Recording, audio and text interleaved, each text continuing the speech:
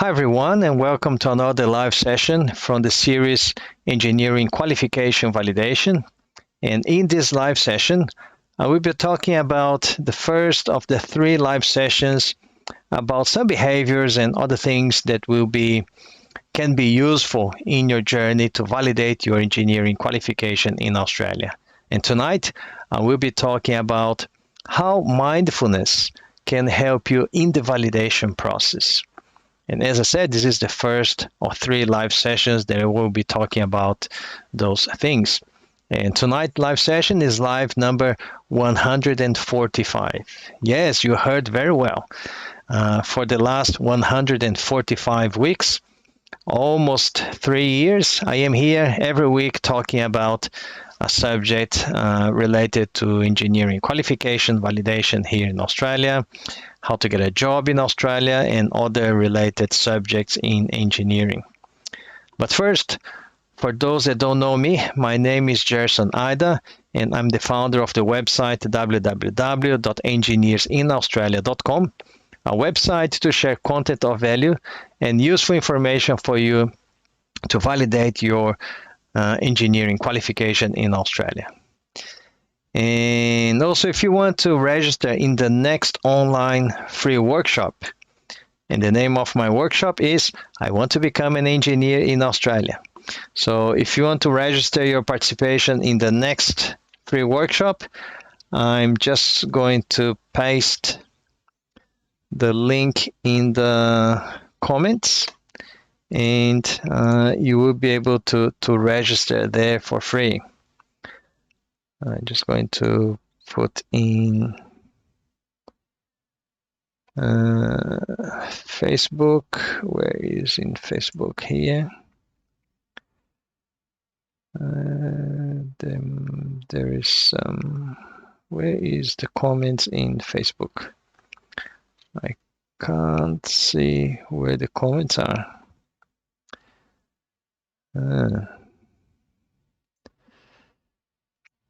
No, not here.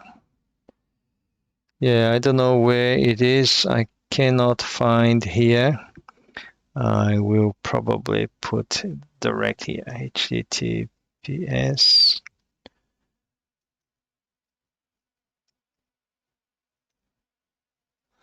I'll put here www.engineersinaustralia.com/ it's not Portuguese, English / free workshop. Yes, it's done. All right, so you can just put your name and your email address and hit confirm, and you will be receiving a confirmation email in your inbox. So, first of all, I would like to just probably explain and share with you why did I choose to talk about different things, especially in terms of behavior and other characteristics. In these many years that I am observing and helping people to validate their engineering qualification, I noticed that it's not just the technical content and the ability to write good reports that is making people successful in their journey to validate their engineering qualification. There are a few other characteristics and a few other behaviors that I notice for those ones that are successful, either my students or other people that I know of, that they've been successful. And I chose to talk about those things because sometimes if you are an engineer here in Australia, overseas engineer, and you need to do your CDR process, your competency demonstration report, it's important to say that it's not just your technical skills, it's not just your writing skills. There are a few other things that I noticed that it would be important. And the first of them, of the 3 that I'm going to talk about in these 3 live sessions, so tonight, next Sunday, and the Sunday after. The first topic is about mindfulness. Oh, what is mindfulness? In Portuguese, even I don't know even if there is a word to translate mindfulness. So mindfulness is really difficult to explain. And because it's difficult to explain, I try to search in Portuguese a similar word that could translate the word. And then obviously I Googled mindfulness, and I found in Wikipedia. And if you Google mindfulness in Wikipedia, you will see the definition, at least according to Wikipedia. And it says that mindfulness is the practice of purposely bringing one's attention in the present moment without evaluation, a skill one develops through meditation or other training. In essence, mindfulness is the practice of being especially conscious or aware of what's happening in the current moment. In simple words, mindfulness means to be present. For example, if you are here with me, and if you listen to what I'm saying, if you're paying attention to what I'm saying, you are present, so you are practicing mindfulness. But if you are with me, and then perhaps on your mobile, just kind of checking something else, or thinking about what you're going to do tomorrow, you just kind of hearing me in the background. Obviously, you're not with me. You're not in the present. You're not present. Your mind, you think that you are listening to me. You think that you're listening to me and doing something else, for example, in your mobile. So you are not present. And studies already shown that the brain can just do one thing at a time. So this conversation about multitasking, that you can do many things at the same time, it appears to be that you can do many things at the same time, but the brain is going to focus one thing at a time. It can be very quick. You can do 10 things very quickly.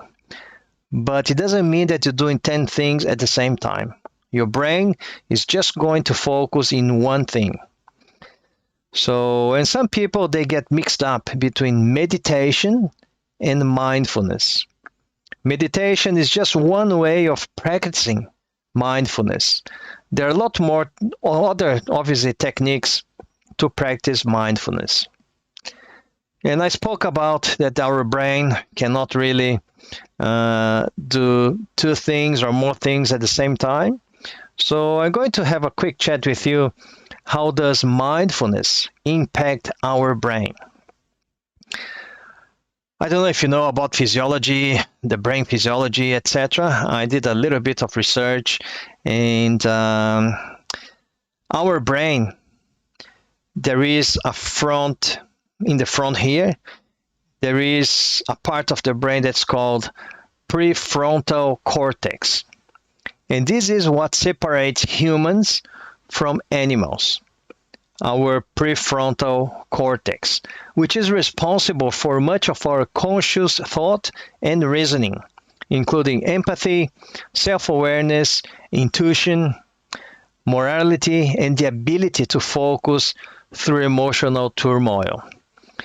So, few things that the brain, and especially mindfulness, will help us. For example, focus and memory.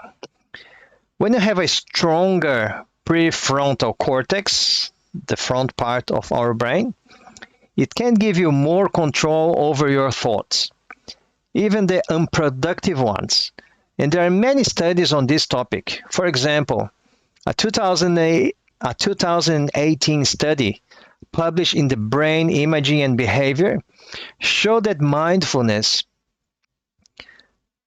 training might improve your working memory by reducing mind wandering Mind wandering is when you're trying to concentrate in one thing and your mind starts going to somewhere. You start thinking, all right, Easter's coming.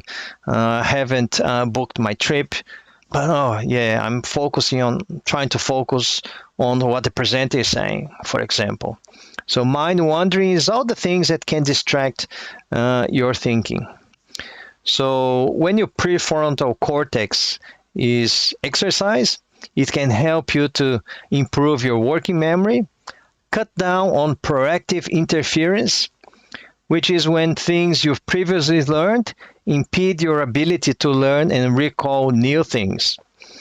So mindfulness, when you are present, when you are focused in one thing, it can help your focus and memory. Another important thing that mindfulness can also help is decision making. Big decisions are made in the prefrontal cortex, in this part of the brain. Therefore, mindfulness could be a great aid in making better choices. And there is a study at the University of Pennsylvania that showed that mindfulness can mitigate the sunk cost bias by emphasizing temporal relations and presenting a clear and more objective viewpoint. Meditation fortifies your brain for making biased decisions. For those that are not familiar with the terminology biased decisions, bias is when you have some sort of a preconcept ideas. So your brain will have a lot of the preconcept ideas. And when you exercise your prefrontal cortex, your brain will mitigate and minimize these biased decisions. Another important thing that mindfulness will help is about stress relief. There's another study made by Johns Hopkins University. They've concluded that meditation programs can result in small to moderate reductions of multiple negative dimensions of psychological stress. We see a lot of people, and I practiced long time ago meditation when I was doing karate, for example, at uni. I was 18, 17, so almost 35 years ago. So it's a lot of time, a long time ago. But I remember that when I was meditating as part of my karate training, there's a lot of things that you practice. Breathing, empty mind, not thinking about other things, relaxing, controlling how your body is reacting to some of your thoughts. And obviously, you ended up relaxing and reducing your psychological stress. But that's because I was present. We were meditating for like 2 hours. That was part of the training as well. And in the beginning was not easy because you start thinking about other things. The position that you're in starts to ache. It was painful, was not comfortable. But once you start dominating the technique, once you start teaching yourself about being present, being concentrated in your meditation, all of a sudden it disappears, and you could stay there. I could stay there for 2 hours with not a lot of problem, and then suddenly stop meditation and start training my karate session. So even though meditation is not a one-size-fits-all solution for stress or mental health issues, mindfulness can be a good tool for reducing the negative impact that those stresses they can have in your life and your work. And why am I saying this? What does it have to do with the validation process? I keep saying that the validation process is a simple process. As I've mentioned before, there are 6 steps for the validation process. I might cover this in another live session. I covered already in few live sessions, but the audience is always changing. So the process is very simple, 6 steps. but each step will require a lot of things. And for some people can be a little bit more easy, for other people can be a little bit more difficult. And for those people that it may be a little bit more difficult, mindfulness, to be present, to focus in one thing, can be a good way for you to advance in your validation process. A lot of people, they start and they don't finish. Even my students, I've got lots of students, 20 of them already applied and 20 of them got approved, but I've got dozens more students that they haven't finished yet, either because they haven't finished the writing of their reports or they couldn't get their English test already. But I can guarantee to you that all the applicants, all engineers that are trying to validate their qualification, somehow, because they're not present, they're not focused in one thing, it can take them a lot of effort, and sometimes they even give up to pursue their validation process, for example. So that's why I think it's really, really important for you to practice mindfulness. Be present. And during my workshop, I keep saying, if you are determined to validate your engineering qualification, please participate in my workshop. If you want to be part of my mentoring program, that's great, and I'll help you. But if you're not focused, if you're not determined to do your validation process, perhaps the time is not now. But if you want to, and if you want to practice mindfulness, to be present, maybe that is the time. So, and to help you a little bit with that, I will share with you 3 ways to apply mindfulness when you are doing your validation process. First of all, obviously, meditation exercises. And meditation doesn't have to be regimented or intimidating. It can be done virtually anywhere and anytime, just giving yourself a few minutes. I was saying that when I was training karate, I was doing for like 2 hours. But that was because it was part of the karate training. And the style that we were doing, it was also about meditation. So some tips on meditating. First of all, it's important to get comfortable. There's no requirement that you have to be sitting cross-legged and upright to meditate, you know, those positions there.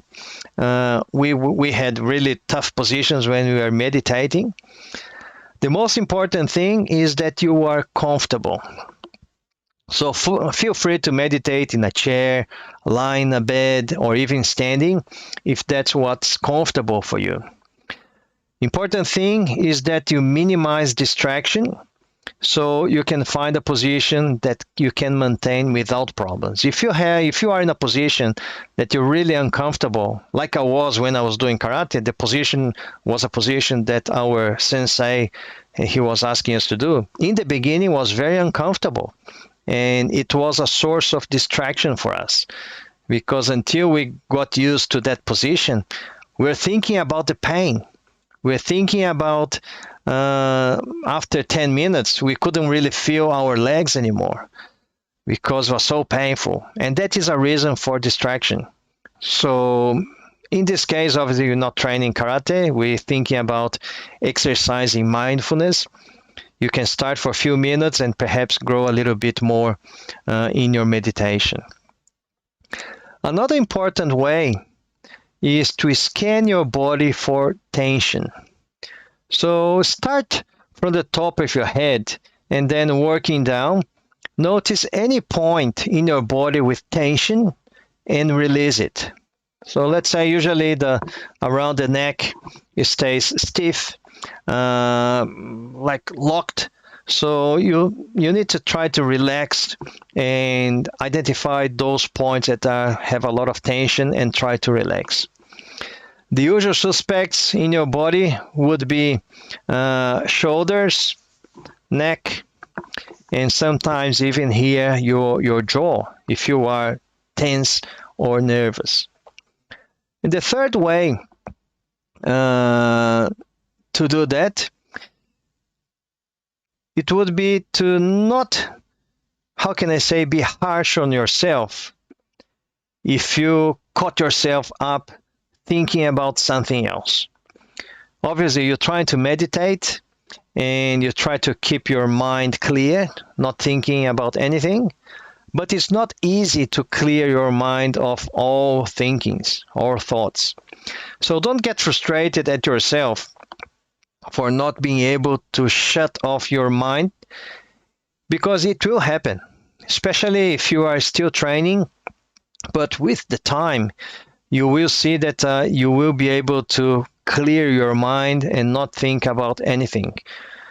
Perhaps you just will observe and feel the reaction of your body. So when you get to that stage, it's probably going to be the beginning of your full meditation process. But if you start getting distracted, don't be harsh on yourself.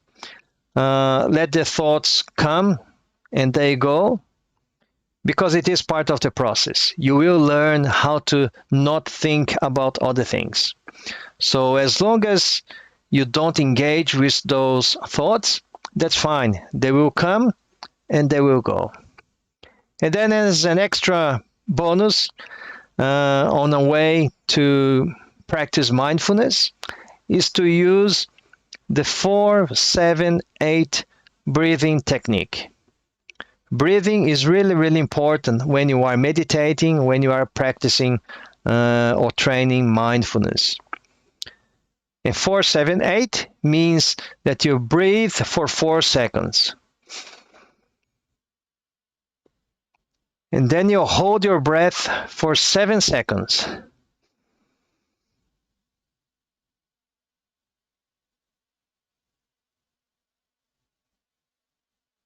And then you exhale for 8 seconds.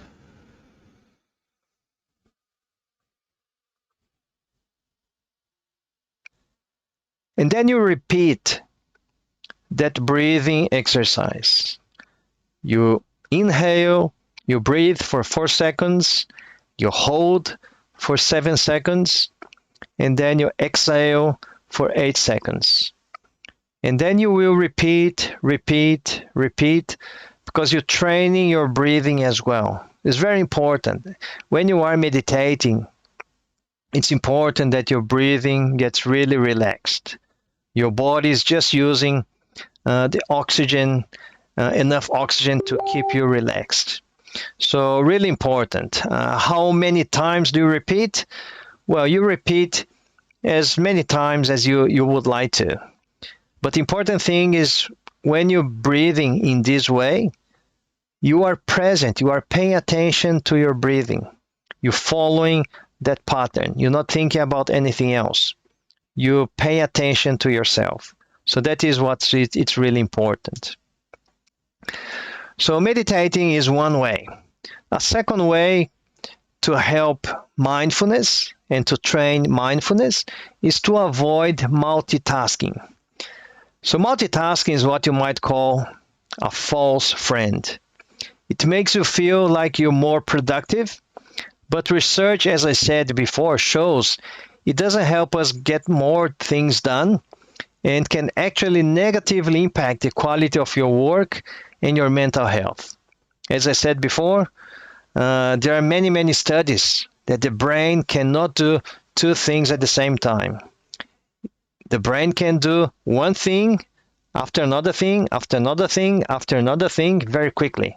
You may think that you are multitasking, but what you're doing, you're just doing many, many things one after another. And sometimes you get confused. Your brain gets confused. So if you can avoid multitasking, it could be a good way also for you to practice mindfulness. And the third way to help with practicing mindfulness in the validation process is to be consistent. So to get most out of the mindfulness, you have to practice regularly. A common piece of advice is to meditate at least once a day and turn it into a habit. We all say that if you repeat a habit for 21 days, it will become a new habit. And then you need to repeat for another 10 days. So you consolidate that habit. So let's say that you meditate once a day, and then for the 30 days, you meditate every day for, let's say, 20 minutes. And then the second month, you keep doing, the third month, you keep doing, etc. You will see that it will help, one, with your mindfulness, because you'll be paying attention to yourself, you'll be present to your meditation, you'll be exercising, breathing, you're probably going to relieve some of the stress, and it will activate the things that I said before. It will improve your focus, your memory, your decision making. So in the validation process, there's a lot of focus that you need to have. Memory, because you need to remember things that you've done in the past, things that you've done in your career. Decision making, you have to decide which experiences and examples you're going to use for each of those competencies. So mindfulness will end up helping you to make the best decision as well. And remember that mindfulness and meditation is practice. So you cannot fail. There's not right or wrong. Oh yeah, Gerson, but I was trying to meditate and I couldn't stop thinking about other things. Yeah, that's okay. The thoughts will come, just let them go and keep practicing. It will come a day that you will meditate and without thinking about anything. So it's practice. The more you practice, the better you will be. And during the validation process, the writing, the selection of examples, the selection of experiences is going to take some time. And take that time to practice mindfulness, to practice meditation. There's lots of apps that you can download for free, and they have a routine of meditation. Obviously, there are some paid courses or paid apps as well. It's important, if you really want to get serious with that, to get a professional help. I'm not a professional in meditation or whatever, but I've done in the past. I do sometimes. Nowadays, I don't really do too much, but I'm practicing mindfulness with other things. And even when I am with my daughter, trying to have her to understand about mindfulness as well, because as a student, it will help her a lot in her studies. So I hope that this content, and if you have any questions, please put in the comments, either in Instagram or in Facebook or YouTube. It's really important, your opinion, and if you have any other questions. And I hope that this content was really useful for your validation journey. And again, to be successful in this journey, it's really important that you get concentrated not just in your technical abilities and your abilities to write and the content, but also in the behaviors and other things that will help you to be successful in this journey. So tonight, live session was about mindfulness, and next week and the week after, I'm going to talk about another 2 behaviors and characteristics that will help you to finally get your validation process done and successful. So thank you very much for your participation, and I hope to see you again next Sunday here on Facebook, Instagram, and YouTube at 8:30 p.m. Again, tonight I had some technical problems. I had to postpone and reschedule, push back 1 hour. But next week, it will be 8:30 p.m. Brisbane time as usual. Okay? Thank you very much, and I'll see you then. Bye-bye.